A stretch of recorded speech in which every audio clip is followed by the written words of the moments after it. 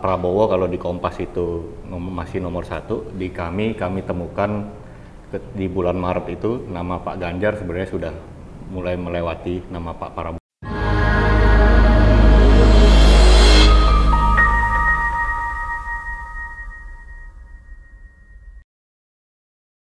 Ya, terkait dengan angka-angka dan juga data-data yang ditemukan oleh survei Kompas itu juga dikonfirmasi dengan survei kami yang terakhir dirilis publik di bulan Mei gitu ya. Jadi terkait dengan urutan partai maupun urutan capres 3 nama teratas itu masih sama, maksudnya mungkin peringkat Pak Prabowo kalau di Kompas itu masih nomor 1, di kami temukan di bulan Maret itu nama Pak Ganjar sebenarnya sudah mulai melewati nama Pak Prabowo, meskipun ini masih margin of error. Oke, jadi indikator survei terakhir itu di bulan Maret ya? Mei. Oh, bulan Mei. Ya, tapi kita temukan di bulan Maret sebenarnya sudah terjadi cross gitu. Oh, sudah terjadi cross. Sementara meskipun masih di batas margin of error gitu. Oke, secara angka dan juga urutan itu memang tidak berbeda jauh, dan saya bisa mengkonfirmasi data di Kompas juga sama dengan data yang kita temukan. Namun kita hari ini membahas soal koalisi, jadi saya ingin mengambil benang merah bahwa kita bisa melihat bahwa partai-partai sekarang ini sedang menerapkan semacam strategi yang sering kita temukan, itu namanya, itu kalau kita, Mas Sebastian pernah dengar cerita prinsip Goldilocks gitu. Goldilocks principle ini kan bisa ditemukan di berbagai disiplin gitu ya. Oke. Ini terinspirasi dari cerita dongeng anak-anak di Inggris di abad ke-19 gitu. Di mana cerita terkait dengan seorang anak gadis yang tersesat di hutan dan masuk ke rumah 3 ekor beruang, di mana 3 ekor beruang itu sedang mencari madu di luar. Kemudian dia mencicipi bubur yang sudah dimasak oleh 3 beruang itu, 3 jenis bubur.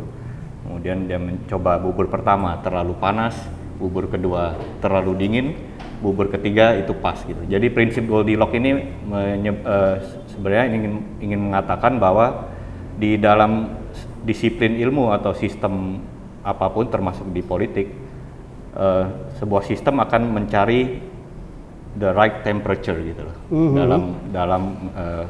dalam menjalankan strategi mereka untuk mendapatkan hasil yang optimal gitu loh. Oh gitu. Jadi sekarang sedang sedang mencoba bubur nih. Ya, sedang mencoba bubur. Bisa kita lihat dengan misalnya manuver yang kemarin yang cukup seru kan, meskipun saya nggak menganggap serius itu, di penjajakan koalisi PKB dan PKS gitu loh. Betul ya. Nah ini kan kalau kemudian, di dalam prinsip Goldilocks kan, ya, ini akan dicoba dulu apakah ini terlalu ekstrim gitu loh. Dan ternyata udah muncul gitu penolakan di bawah koalisi semut merah ini, ada muncul PKB merah gitu.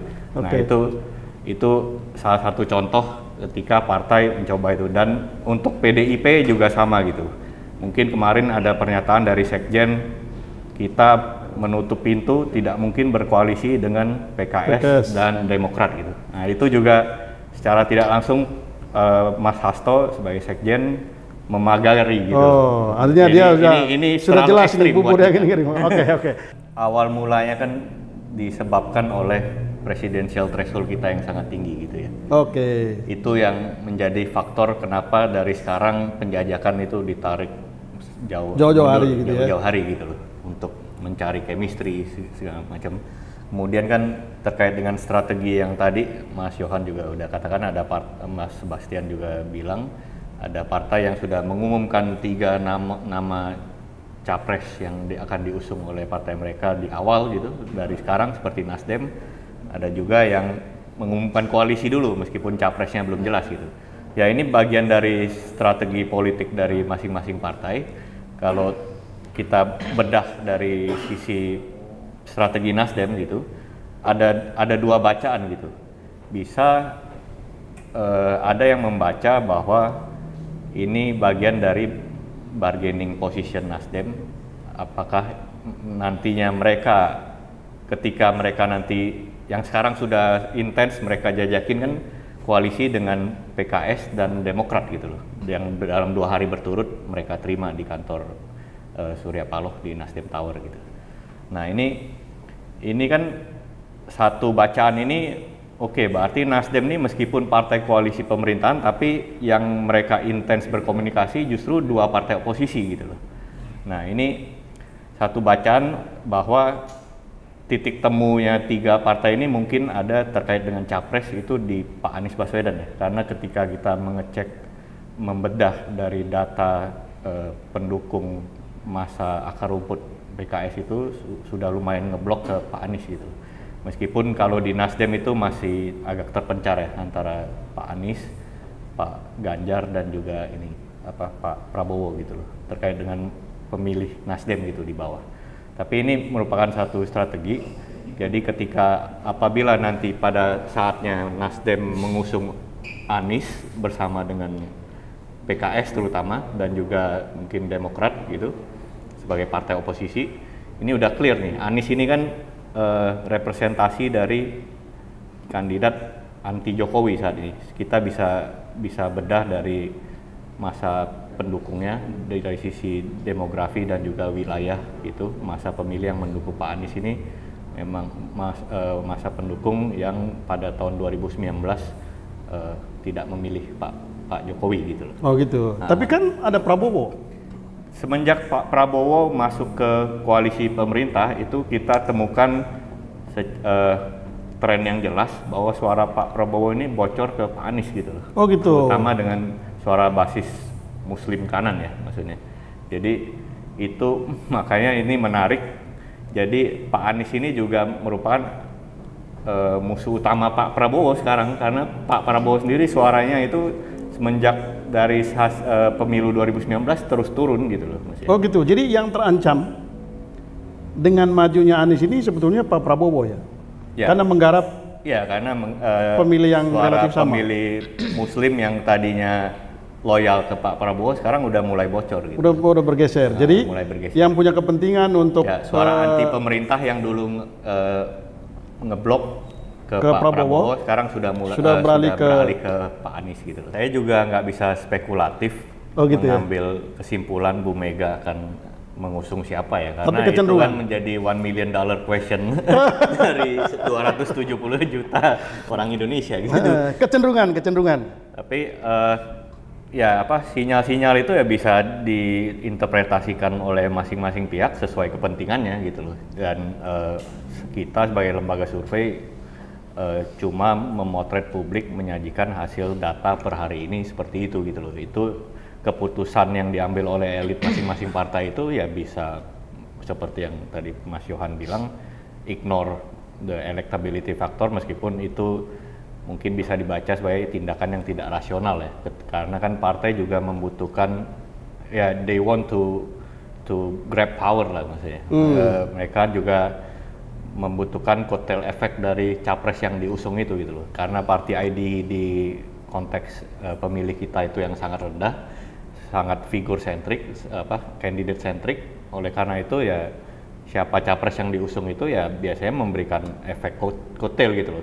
Sepanjang chemistry antara masa pemilih sebuah partai itu dengan capres yang diusung itu sinkron ya. Karena kita ambil contoh misalnya PKS, elit-elitnya memaksakan mereka mendukung Ganjar gitu loh. Itu kan tentu saja akan merugikan, tidak ada kotel efek sama sekali, malah menjadi bumerang gitu loh maksudnya.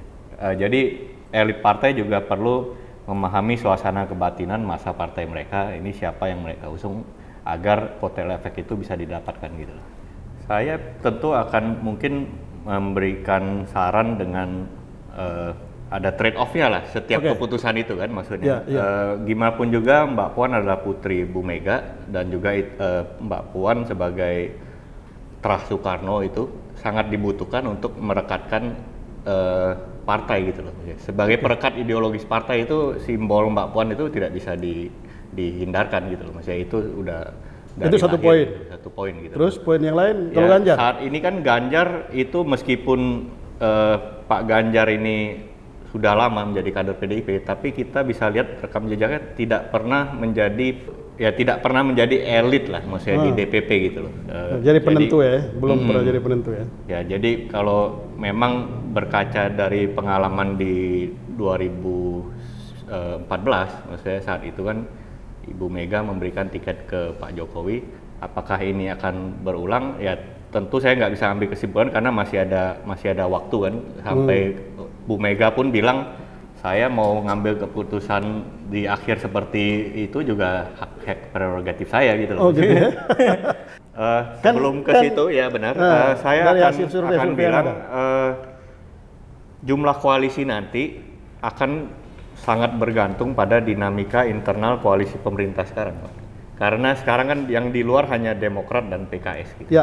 Dan itu tidak cukup untuk mengusung capres sendiri gitu. Oh, kalaupun PKS dan Demokrat gitu, bangun koalisi sendiri itu nggak cukup. Ya, tidak cukup. Jadi dinamika internal di dalam koalisi pemerintahan ini saat ini itu yang akan menentukan jumlah koalisi nanti. Itu makanya kemarin waktu reshuffle menteri itu analisa saya ini bagian dari strategi Pak Jokowi untuk mengatur kestabilan di antara koalisi pemerintah ini. Makanya Pak Zulkifli kan dijadikan Menteri Perdagangan gitu. Tapi kalau kita ikut ya koalisi pemerintahan sekarang ini berarti calon presiden cuma satu dong. Karena yang di luar pemerintahan kan nggak cukup. Tapi kan bisa dua poros. Tapi ini poros all the president's men. Oh gitu. Jadi dua poros, dua-duanya orangnya Pak Jokowi, ya, maksudnya begitu? Mungkin kan, maksudnya kalau misalnya dengan komposisi saat ini, kalau misalnya Demokrat dan PKS tidak bisa membangun poros sendiri, ya poros otomatis terbentuk hanya di dalam koalisi pemerintahan itu sendiri. Ya tentu bicara KIB tidak bisa dilepaskan dari mereka tiga partai ini kan semua partai koalisi pendukung pemerintah gitu. Ya pemerintahan siapa? Pemerintahan Pak Jokowi gitu loh. Jadi gimana pun juga Pak Jokowi ya 2 tahun menjelang Pilpres saat ini masih kita bisa lihat meskipun tidak kasat mata itu pengaruh Pak Jokowi dalam menentukan dinamika di koalisi Indonesia Bersatu itu gitu loh. Karena gimana pun juga sebagai presiden kan kamu punya banyak level of power lah gitu loh untuk mengatur mengatur ini gitu loh. Sampai tapi biasanya di banyak pengalaman banyak negara semakin di ujung periode kedua itu presiden itu cenderung menjadi lame duck presidency gitu loh. Karena partai-partai udah punya interest sendiri, apalagi ketika misalnya dalam approval rating presiden itu menurun entah itu karena krisis domestik maupun krisis yang eksternal di luar kendali presiden itu sendiri. Partai-partai sudah cenderung menjaga jarak karena udah tidak ada insentif elektoral lagi untuk mendekatkan diri dengan presiden yang tidak populer. Ini berandai-andai ya maksudnya. Gitu. Ini kan artinya otoritas untuk mengatur koalisi juga. Di dinamika 2 tahun ke depan ini terkait dengan tingkat inflasi dan juga harga BBM yang sekarang masih berhasil ditahan dan juga harga pangan yang terus naik. Nah, itu kan juga sangat mempengaruhi nanti dengan tingkat approval presiden dan mempengaruhi popularitas dia pada ujungnya, dan itu tentu akan berpengaruh terhadap dinamika koalisi di dalam kubu pemerintahan sekarang. Menurut Mas Kenny, ini KIB ini solid nggak sampai penentuan calon presiden 2024? Kalau saya pernah baca buku ya, ada teori gitu. Kalau menjaga koalisi besar itu jauh lebih murah ongkosnya daripada koalisi yang pas-pasan gitu. Oh gitu. Ini kita lihat di kasus Presiden Jokowi gitu. Dia kan sewaktu awal terpilih di awal periode pertama dia dengan masukkan Golkar itu kan pas-pasan gitu. Maksudnya mungkin 50 lebih sedikit gitu. Itu membuat justru pemerintahan itu tidak stabil gitu, karena satu partai keluar langsung goyang gitu, agenda presiden terganggu semua.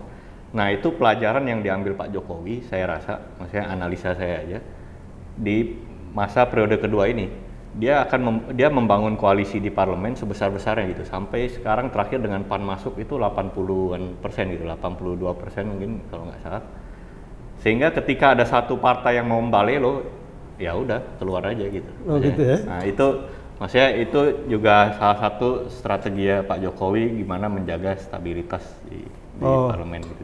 Ya, saya